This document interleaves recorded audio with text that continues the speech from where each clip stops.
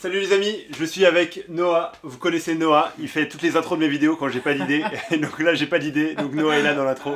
En fait, Noah aujourd'hui il a 23 ans. Ouais, C'est ça 23, excellent. ça, ouais. C'est son anniversaire aujourd'hui. Dites-lui joyeux anniversaire en commentaire. Noah, partage-nous un sujet de reconnaissance, quelque chose pour lequel tu veux remercier Dieu aujourd'hui pour tes 23 ans. Quelqu'un m'a envoyé en fait, des souhaits de joyeux anniversaire et tout. Il était très très bien. Il a écrit Noah, joyeux anniversaire. Glorifie Dieu parce qu'il t'a relevé des cendres de la mort, quoi. Des cendres de la Des mort. cendres de la mort, oui, c'est ça. En fait, et puis il a mis Ephésiens 2, 1 à 10. Je vous encourage à lire ça par la suite. Mais ça, c'est vraiment trop bien. Je suis très reconnaissant à Dieu que même avant que je suis né, il y a 23 ans, il a décidé d'envoyer Jésus et nous payer cette opportunité de venir de la mort à la vie. Excellent. Ouais. Et là, j'ai même pas fait exprès, mais ça fait une super transition avec la vidéo, parce que Noah, il est en train de parler de l'évangile, la bonne nouvelle que Dieu nous a sauvés. Vous se dire, mais c'est quoi l'évangile? Qu'est-ce qu'on doit mettre en avant quand on annonce l'évangile? C'est ce qu'on voit tout de suite dans la vidéo.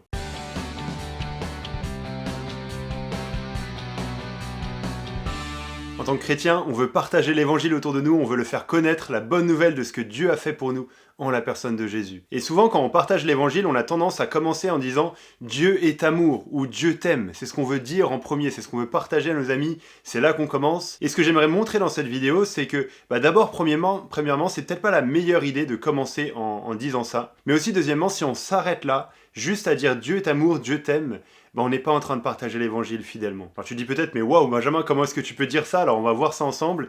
Et mon but en faisant cette vidéo, c'est pas de nous décourager de partager l'évangile, mais au contraire, c'est de nous encourager à partager l'évangile de la bonne manière. Et mon but non plus, c'est pas de dire que l'amour de Dieu n'est pas important. Au contraire, l'amour de Dieu est merveilleux. Et en fait, on va voir dans cette vidéo combien, avec certains éléments de l'évangile, l'amour de Dieu prend toute sa valeur et toute sa force et toute sa beauté pour nous. Alors pourquoi est-ce que ce serait pas forcément approprié de commencer en disant Dieu est amour? En disant ça, je ne veux pas dire que c'est mauvais d'avoir de la compassion envers les gens, de réaliser que différentes personnes viennent de différentes situations et qu'on ne veut pas annoncer un message qui est sec, qui annonce un jugement de manière distincte, sans connaître les gens, sans aimer les gens, sans avoir de la compassion pour les gens, sans les rejoindre là où ils sont.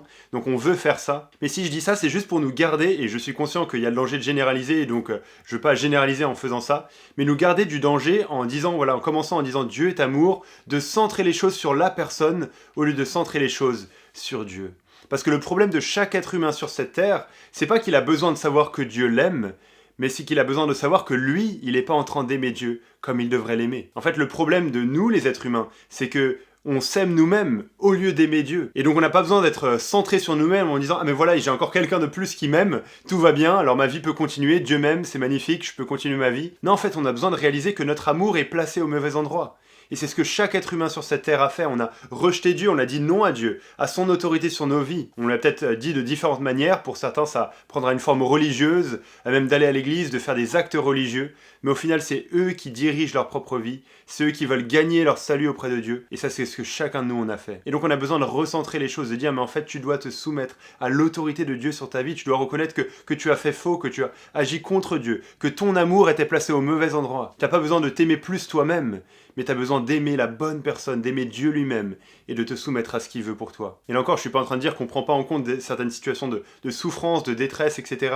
et qu'on veut pas avoir de la compassion, mais juste on veut avoir la bonne approche en réalisant mais quel est le problème? Le problème c'est pas que l'être humain est victime, mais c'est que l'être humain est coupable. Coupable d'avoir offensé Dieu, coupable d'avoir rejeté le Dieu de l'univers, et c'est ça son plus grave problème qui doit être réglé. Et du coup, ça nous amène à la deuxième chose. Pourquoi est-ce que ce serait pas une bonne chose de se limiter à dire Dieu est amour? En fait, si on se limite à dire Dieu est amour, on n'est pas en train de partager l'évangile fidèlement. On n'est pas en train de partager la manière dont la Bible présente même l'amour de Dieu. Parce que c'est pas que Dieu est amour comme s'il mettait la poussière sous le tapis. Si on a ce problème qu'on est coupable devant Dieu, alors on mérite un jugement de sa part, on mérite une punition, on mérite sa juste colère, la Bible en parle. Dans Romains 1 au verset 18, il est dit « La colère de Dieu se révèle du ciel contre toute impiété et toute injustice des hommes. » L'impiété et l'injustice des hommes, le fait qu'ils vivent contre Dieu, mérite la colère de Dieu, son juste jugement. Et donc on veut mettre en avant ce problème. On veut mettre en avant le problème qui concerne chaque être humain. On veut expliquer ce que c'est le péché avec des termes simples, avec des termes appropriés, de manière pertinente pour chacun. Mais on veut expliquer ce que c'est.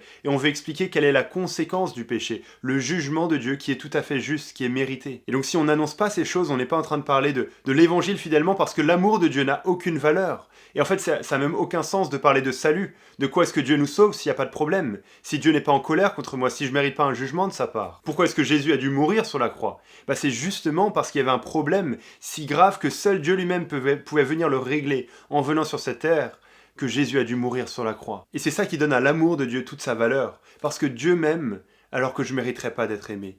Dieu m'aime alors que je mériterais un jugement de sa part, une condamnation. Et il m'aime tellement qu'il a donné son propre fils pour me sauver. J'imagine que tu connais le verset le plus connu de la Bible, qui est Jean 3,16, et qui dit que Dieu a tant aimé le monde. Oui, on a l'amour de Dieu. Dieu aime le monde, magnifique, c'est merveilleux, merci Seigneur, on veut annoncer ça. Mais qu'est-ce que ça dit ensuite? Dieu a tant aimé le monde qu'il a donné son Fils unique, Jésus, afin que quiconque croit en lui, quiconque place sa confiance en lui, ne périsse pas, mais qu'il ait la vie éternelle. Le problème, c'est que chacun de nous mérite de périr, d'être jugé éternellement en enfer en raison du mal qu'on a commis. Mais l'amour merveilleux de Dieu, c'est qu'il a donné son Fils, pour que tous ceux qui croient en ce Fils aient la vie éternelle, au lieu de vivre le jugement qu'ils devraient subir. Ça, c'est l'amour de Dieu dans toute sa splendeur. Il y a une illustration qui m'a marqué qu'un prédicateur, Paul Washer, avait partagé il y a quelques années. Il disait, mais on ne voit pas les étoiles la journée. Pourtant, elles sont là, tu peux regarder, mais tu les verras pas. Mais pourtant, les étoiles sont là, elles disparaissent pas la journée. C'est que quand il fait nuit noire qu'on voit les étoiles briller dans toute leur splendeur.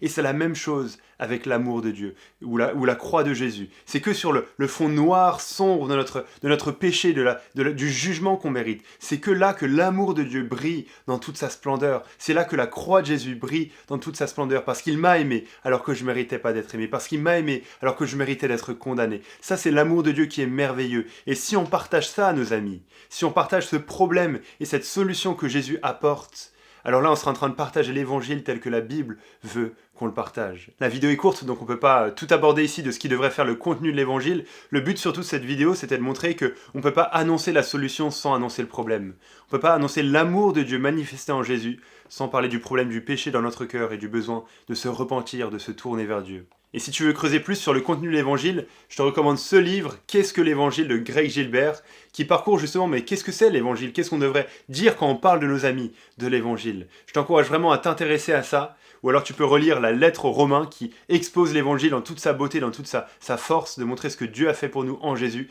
et qui commence justement avec 3 chapitres de jugement, qui montrent la colère de Dieu, qui se révèle contre nous. Mais ensuite ça donne la porte d'entrée, c'est le fond sombre qui fait briller ensuite les chapitres suivants qui parlent de la croix de Jésus et de la bonne nouvelle que Dieu nous déclare juste par pure grâce. Alors je sais pas pourquoi ça fait des couleurs bizarres là, j'ai pas trop regardé la vidéo. Je vous avoue les amis que j'ai fait cette vidéo un peu en dernière minute parce que les vidéos c'est tous les vendredis à 17h et j'avais pas encore eu le temps de faire de vidéo. Donc désolé si les couleurs sont un peu bizarres, on va se satisfaire de ça, vous allez me pardonner. Merci beaucoup de suivre la chaîne, de mettre des commentaires, de suivre sur Instagram, c'est super encourageant.